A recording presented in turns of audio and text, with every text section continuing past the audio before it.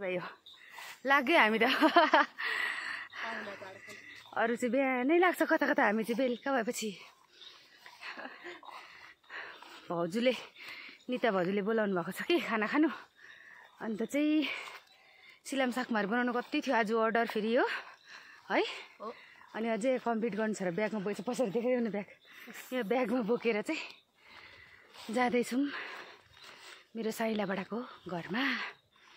साइला बडाको अन्तरे छोराको घरमा जाँदैछौँ हामी चाहिँ तल्लो मास्लो घर हो कि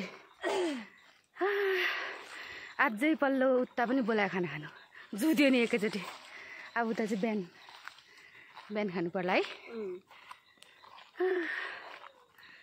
खाजा खानु पनि नभएर आज हामी भर्खर खाएको स्पिड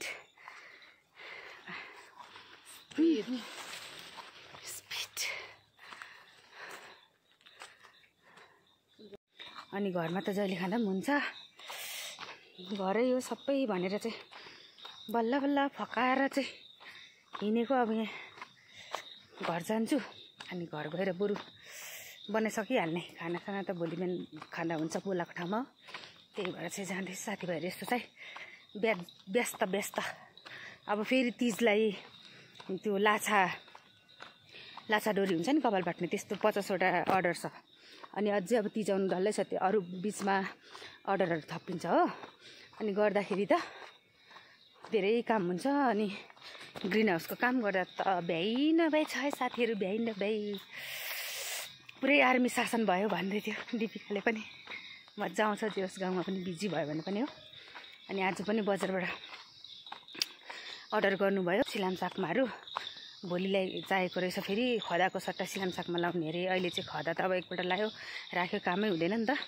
सिलाम सागमा दिनुभयो भने चाहिँ खदाको सट्टा जहिले काम दिन्छ अनि सिलाम सागमा दिनुहुन्छ अरे अनि दिपिका र म स्पिड बनाएर चाहिँ एकछिन अब दोकान आएको छु त्यहाँबाट चाहिँ जान्छु घरकै छेउमा दोकान छ नि त अनि जान्छु अनि बनाइसकिहाल्छु हो ढुक्कै हुन्छ मलाई पनि अनि त्यहाँबाट चाहिँ दिपिका गरेर बनाउँदैछ होला हो एक राउन्ड घुमेर फ्रेस पनि भयो हामी चाहिँ मास्लो घरमा भाउजूले हिजोदेखि खाना बोलाउनु भएको यहाँ अब भर्खर आउनु भएछ बाहिरबाट अनि यहाँ आगो चाहिँ बाल्न सक्छु कि सक्दिनँ म आगो बाल्न सक्दिनँ दिपिकाले धुवाला र भाउजूले पाउनु कस्तो भएको पाहुना पनि गम्बुट लगाएर दुध रोटी खानु आएको खासमा किचन चाहिँ यहाँ छ तर अब आगो बाल्ने चाहिँ यता हो यही भाउजू भन्नु नि यही भाउजू हामीलाई बोलाउने चाहिँ हाम्रो निता भाउजूले हिजोदेखि बोलाउनु भएको कि अनि त्यहाँदेखि चाहिँ दिपिकाले यहाँ गम्बुट हेर्नु दिपिकाको मेरो पनि गम्बुटै छ ब्ल्याक भ्यागुता त डढे लगाएको मैले चाहिँ भ्यागुतासँग डरेर दिपिका चाहिँ अनि अघि गाउँपालिका गएर आएर पनि अब चाहिँ खाना खानु आएको हामी दुध रोटी खाने हामी चाहिँ हो आज चाहिँ पानी परेर पानी खाइ भएन र चाहिँ घाँटी सुकिरहेछ अनि यहाँ चाहिँ के खाना आँट्नु भयो भनेर सोच्नुहुन्छ होला पानी खाना आँटेको साथीभाइ यो मुन्टा केलाउँछु अब म यहाँ आफ्नो ड्युटी छ यहाँ हामी सबै घरकै मान्छे भएर चाहिँ कसैले के गर्ने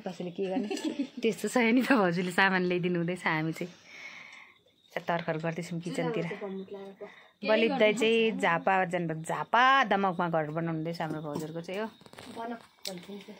मेथी भुट्दैछ दिपिकाले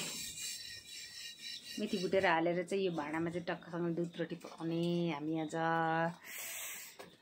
हेल्थ आँटाको मैदा खाँदैन हामी हो त्यसै छ जिन्दगानी बाहिरतिरको मौसम देख्न सक्नुहुन्छ पानी परेर भर्खर आकाश खुलेको अवस्था पिठो मुचाइ चाहिँ खतरा हुँदैछ यहाँनिर दुध रोटी चाहिँ के को हुन्छ भने यसरी आँटा मैदाको पनि हुन्छ यहाँ के हाल्यो मेथी र चिनी हाल्यो अब दुधमा चाहिँ पकाउने हो रोटी बेल्दै काट्दै हाल्ने हो अनि कौडी जस्तो मसिनो बनाएर कौडी पकाउँदा पनि हुन्छ क्या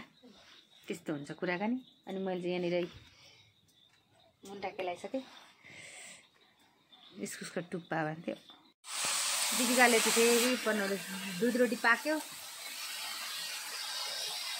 मुन्टाको सब्जी बनाउँदैछ उसलाई हेर न भोक लागेर तिमीलाई कोट्याएको निन्द्रा लाग्यो होला भोक लाग्यो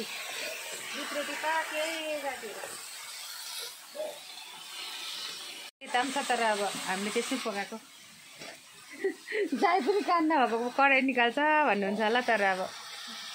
त्यस्तोमै पकाएको हो नि त नि